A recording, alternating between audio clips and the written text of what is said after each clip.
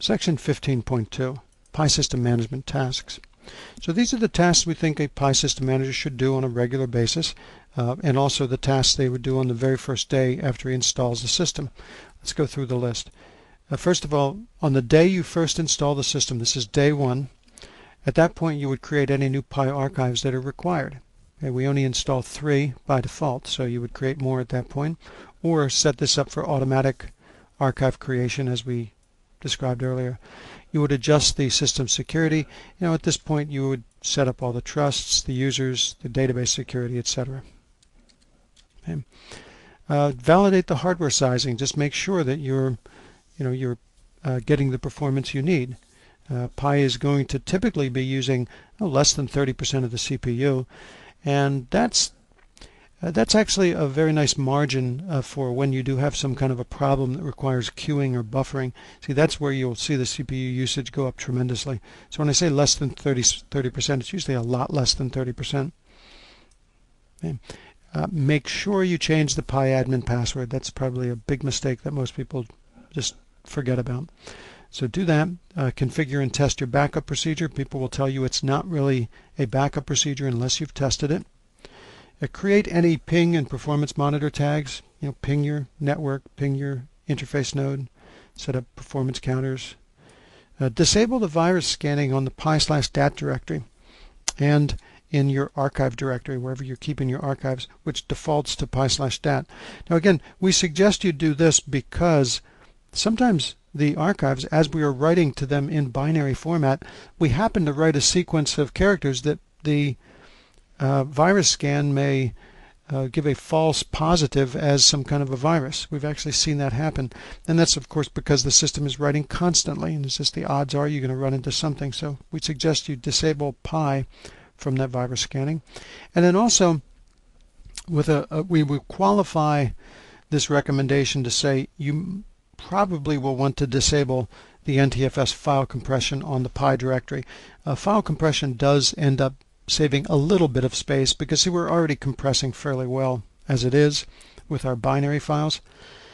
But the other thing about file compression is it will slow things down just slightly. So that's up to you. Your mileage may vary. We don't take an issue one way or the other. We just say watch out for that. There's no cut and dried answer. So that's what you would do the first day you install Pi. And next we'll talk about what to do on a daily basis. On a daily basis, we suggest you check the CPU and the memory use of each of the Pi subsystems. That's kind of a strange thing. We haven't really discussed that before. I'm going to press Control-Shift-Escape to bring up the Task Manager. And actually, I should do this on the server. Let me go into the Pi server.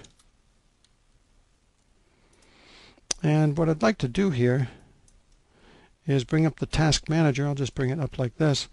And take a look at the Pi processes and get used to the amount of memory and the amount of CPU being used by all those processes. It's amazing how much of system management is simply running the same utilities every day and then being able to recognize when there's some kind of a problem. Now we do have better tools, of course, than just using Task Manager. You could just as soon have gone out to we could have gone out to the Pi performance monitor tags and created tags to measure that CPU usage, etc.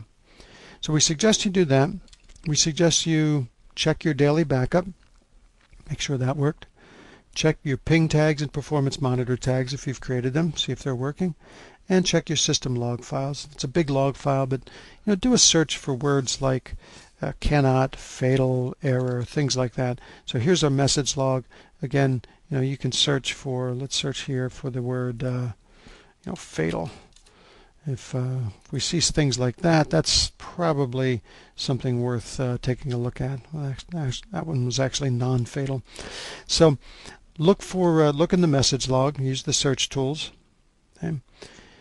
Take a look in the interface log files. That's going to be found on the interface node in the pipc/dat directory.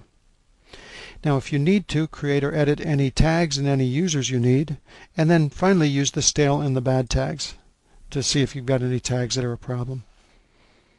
Now on a good day, Pi system management could take maybe 10 or 15 minutes to check all these things. Of course, on a bad day, it could take 10 or 15 hours to resolve problems. Those do happen. Please give us a call on tech support if it's something that seems anomalous or something we can help you with. Now, on a weekly basis, we suggest you keep an eye on the archive and predict when the next shift's going to occur. Keep on top of that. Also, do a permanent backup whenever you needed it or whenever you need to. In other words, that should be about every time an archive shifts, which is typically every 3 to 5 weeks. So every time an archive shifts, then it's about time to make a permanent backup of the archive that is no longer within the range of edit days. So once an archive is outside that range, we can no longer edit it. So we want to make a permanent backup of that archive. And we do suggest you look at our website, look for software patches, updates. Again, sorry we don't inform you about that any better. And then also create any new archives if they're required, or if you don't have auto archive creation turned on. Now, on an annual basis, one of the things we recommend is completely test your Pi backup. You can do this by restoring the Pi backup onto a fresh Windows installation. Now actually that sounds like it might violate your license because we're asking you to now install Pi a second time, but for testing purposes, as long as you're not actively gathering data, for testing of system management utilities like this or backfilling of data, you are allowed to create a clone of your system so you can test that backup. Also, on a yearly basis, upgrade the operating system to whatever the latest and most approved version is from OSI. So, if it's Windows Vista or whatever we're recommending in the future, upgrade to that. Upgrade the Pi server and upgrade the clients. And that's another shameless plug. Attend our conference. If you can't get to the conference, you'll find all of the materials, or most of the materials from the conference available for download.